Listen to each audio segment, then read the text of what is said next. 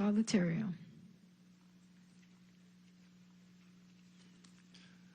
Thank you, Madam President. I rise in support. Please proceed. And thank the Minority Leader for deferring. Today, colleagues, we gather here in our state capitol, a symbol that has always looked forward and has always been progressive and has always championed progress. We gather in the tradition of those who have come before us, as the gentleman from Kahalu'u reminded us. Some wonderful champions of the people. And we've come here to discuss a momentous question, not only before us today, but before our nation. Should government permit men and women of the same sex to marry?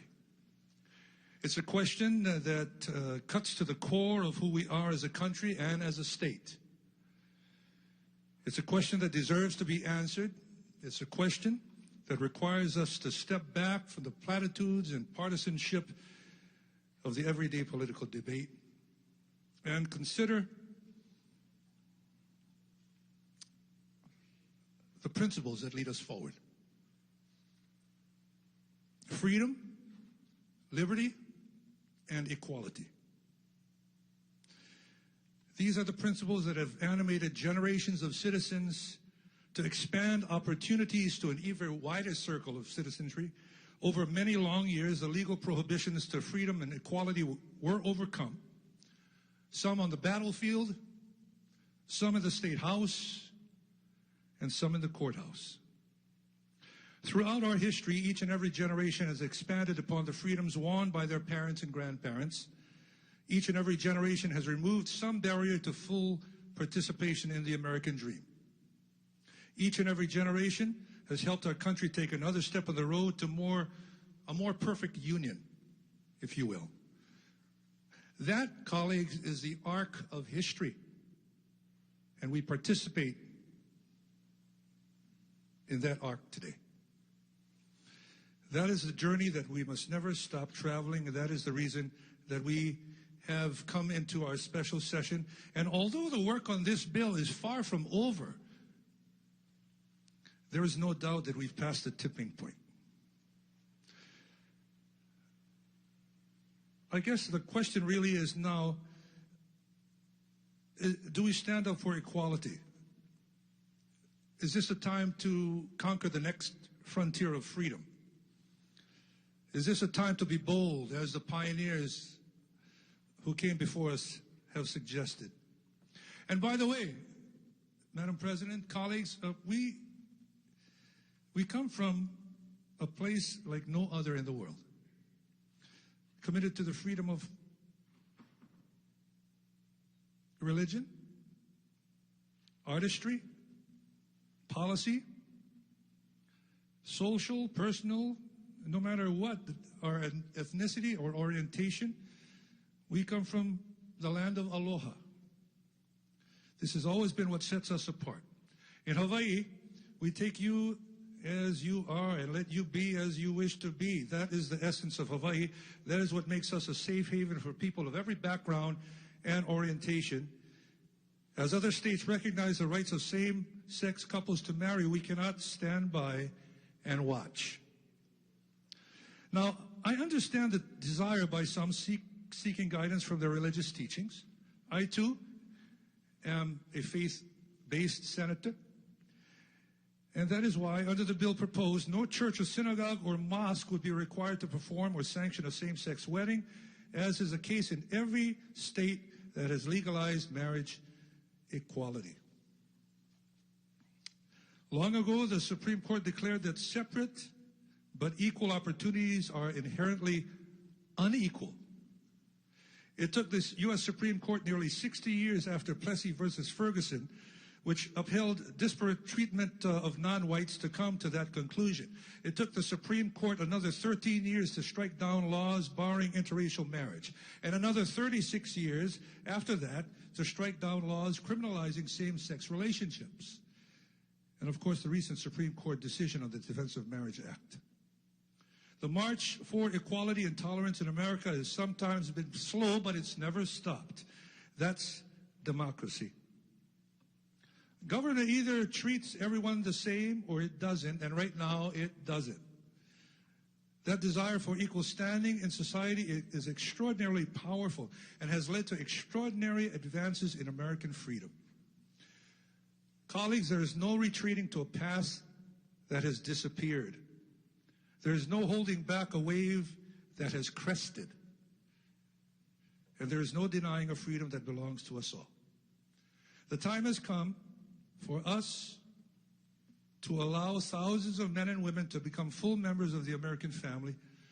Together we can work across the aisle to pass a bill allowing all of citizens to walk down the aisle and lead our state and country toward a more perfect union. Thank you, Madam President. Senator Slom. Thank you, Madam President. Colleagues, I stand in strong opposition to this bill. Please proceed. Thank you.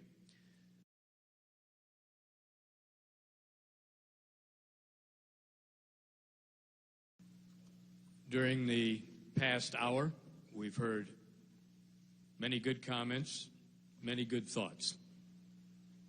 And the curtain is coming down today on the drama that has been this political theater. Because, in fact, this was not a special session. It was totally scripted, totally politicized. The votes were extracted and taken before we ever met, or we wouldn't have met.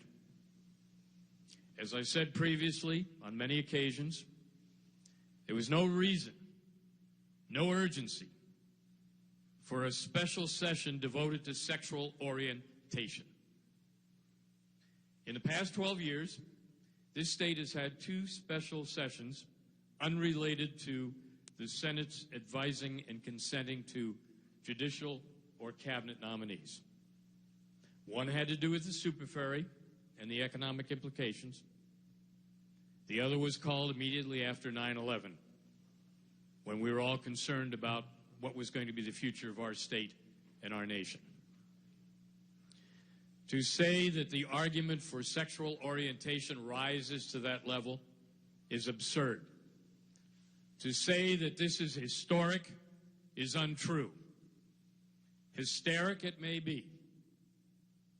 We should have decided it, if at all, during the regular session. Lord knows we've spent years and years on this topic.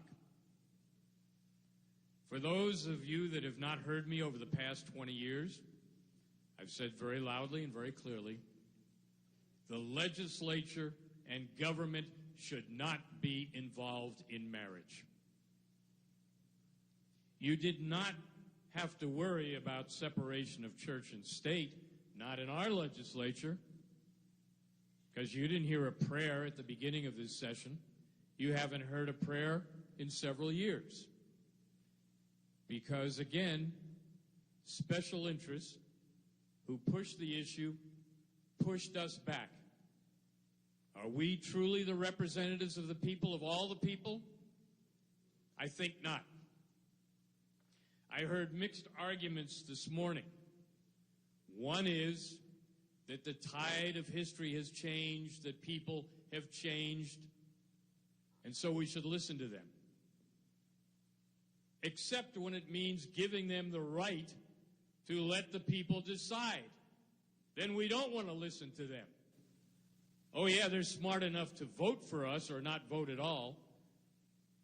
The public is smart enough to create a salary commission to give us all salary increases automatically.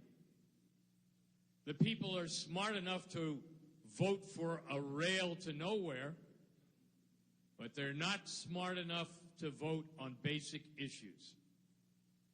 And why don't legislators want the public to vote? Because the public will vote overwhelmingly in opposition to same-sex marriage. The other night, during our 12-hour hearing,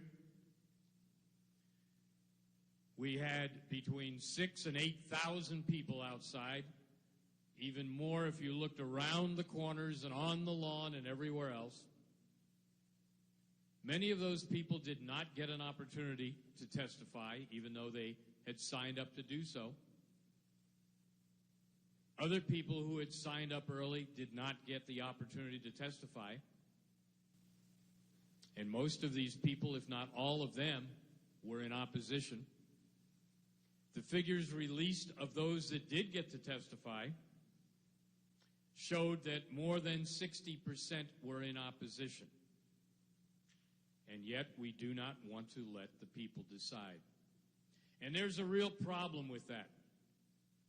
Hawaii is the only state out of the 50, or 57 as our president insists, the only state that has neither statewide initiative, referendum, recall, or term limits. So what is the public to do? The public comes down here seeking an opportunity to testify and to participate, and they're denied that. And then they seek to talk to us, to talk about reason and rationality and law, and our minds had already been made up. And now we celebrate a momentous time in history. And individuals have gotten up and told about how they have evolved. They're very proud of their evolution. The governor evolved from his statements as a candidate in 2010. My colleagues in the Senate and in the House that are running for a higher office, they've evolved because they stick their finger up in the wind to see where the votes may be, where the activism may be. And in full disclosure, I married interracially. I have two beautiful interracial sons. I am not a Christian or a Catholic, yet religious. And yet I see a continuing attack and onslaught against Christians and Catholics and people of religion in this community and elsewhere. We were told 5 years ago that our president, his administration, and his followers were going to transform America, the one promise that has been kept. And those that accuse people like me of not evolving, not changing, not going along with the tide and the wave and all of that, stubbornly, steadfastly sticking to tradition and to the Constitution and to what is right. We're called all kinds of names. And we've been given threats as well.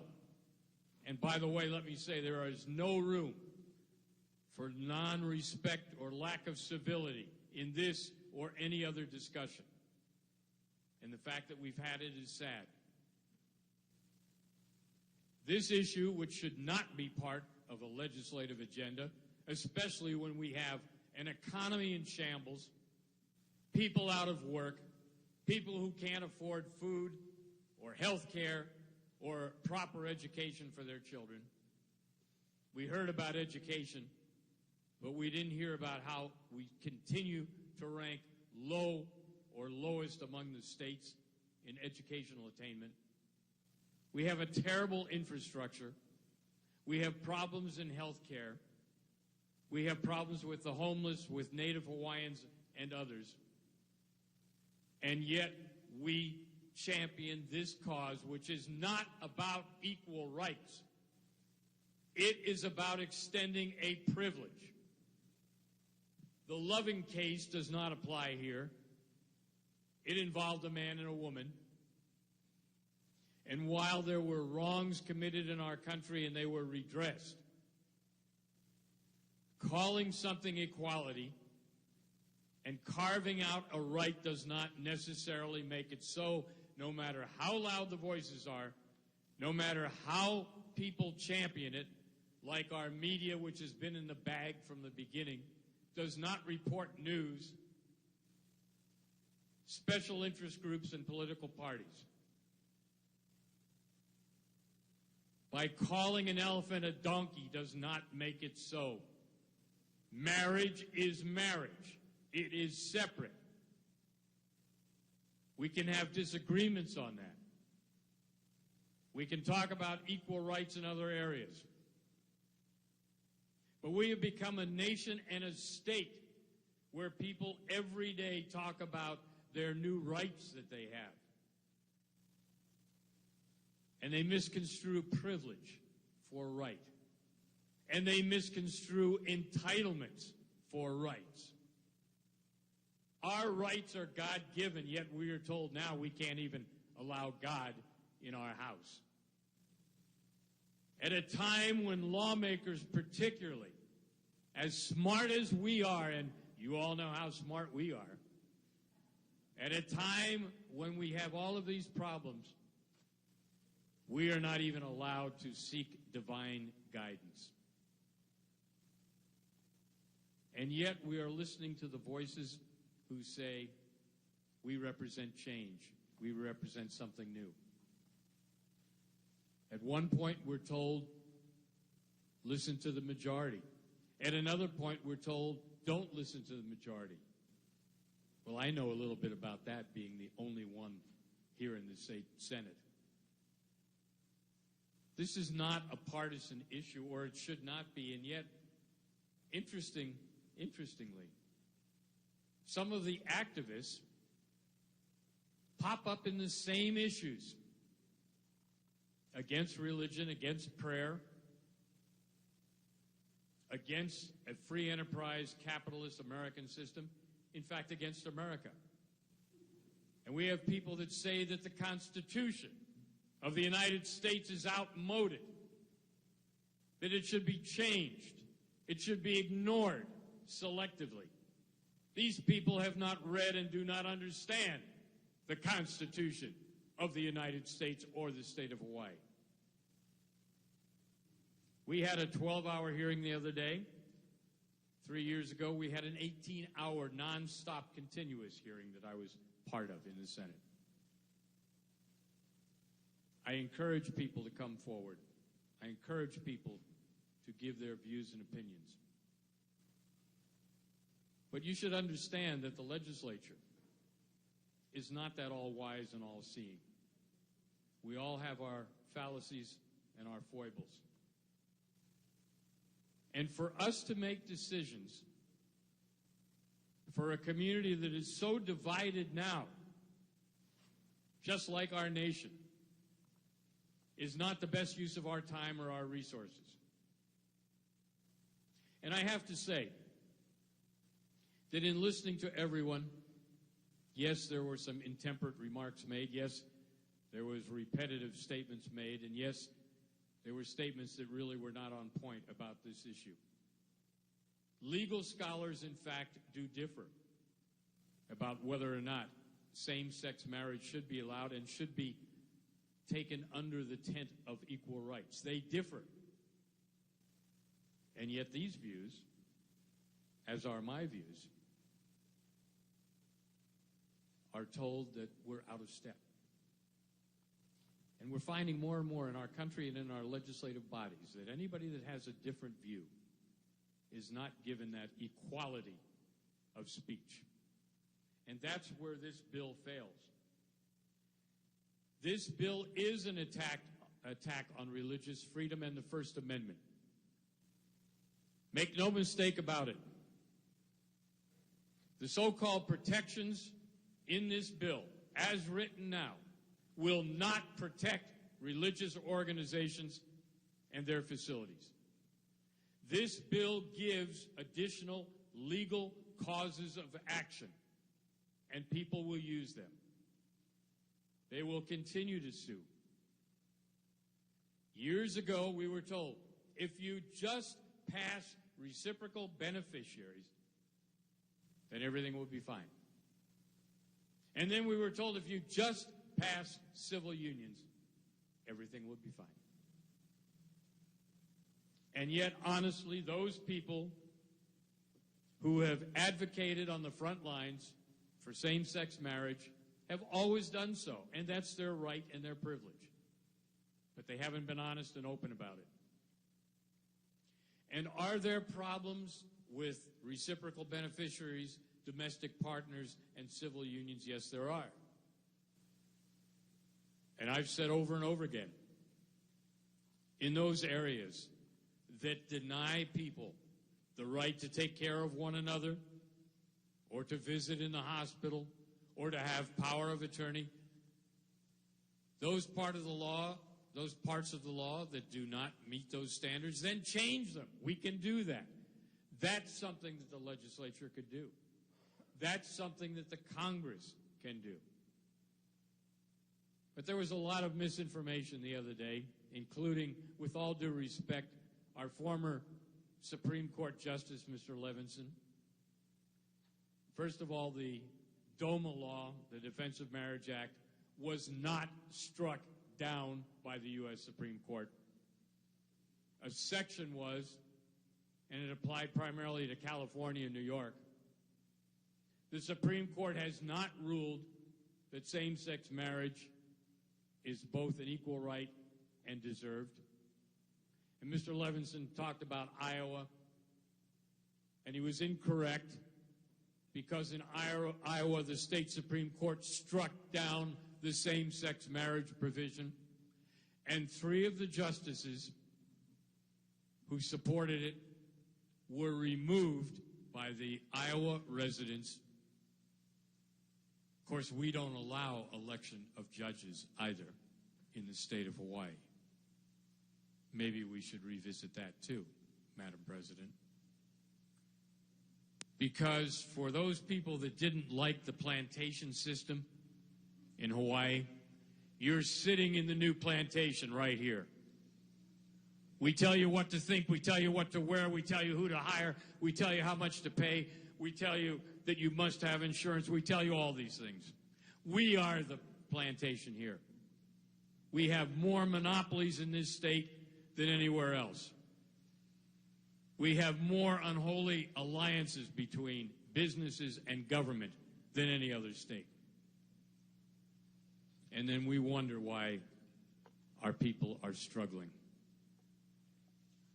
And there are a lot of people that have been afraid in this debate to speak out, and that's a shame. But they are, for one reason or another. And I fully expect in the next few days you're going to hear comments from the Native Hawaiian community about how devastating this law would be to them. And they'll be more specific about it. But all those people that have been cheerleading, letting us believe everybody's in favor of this, it's only those few people that are political misanthropes or social laggards, as was described in a publication the other day. It's only us that are opposed to this. Let the people vote. Let the people decide. Let's find out. But we're not going to do that, because everything here has been neatly done. And that's a shame. And that is not democracy. And that reflects poorly upon everyone, gay and straight, Republican and Democrat. We have problems in this state, and we have not addressed them. We have so much talent here, and it doesn't matter about your political party or your sexual orientation. But when we try to force people to do certain things that they don't want to do, that is not positive. This bill will not advance life, liberty, or happiness in this state. This bill will not improve our economic conditions. Oh, yes, I know. I know there have been studies saying if we just do this, wow, we'll have more people, more gay and lesbians coming to Hawaii to enjoy our state and spend money. But there'll be other people that will be concerned about that lifestyle and concerned about our image. At last count, 14 states, in fact, have legalized some sort of same-sex marriage, which leaves, in my public school math, 36 states that have not. We talk all the time about trying to better the lives of people. if we worked on our economy, if we worked on making Hawaii a better place, then in fact all people, regardless of their religious outlook, regardless of their sexual orientation, is going to benefit. And that's what we're here for. And you have to hold our feet to the fire, not just on a single issue, but on what we're doing for the state. We are all public servants. We all are beholden to you. You pay for everything we do. But you've got to be more involved. You've got to be more engaged. And don't let me hear any of you say your vote doesn't matter. You don't matter. Your vote in this issue matters. Your vote in every issue matters.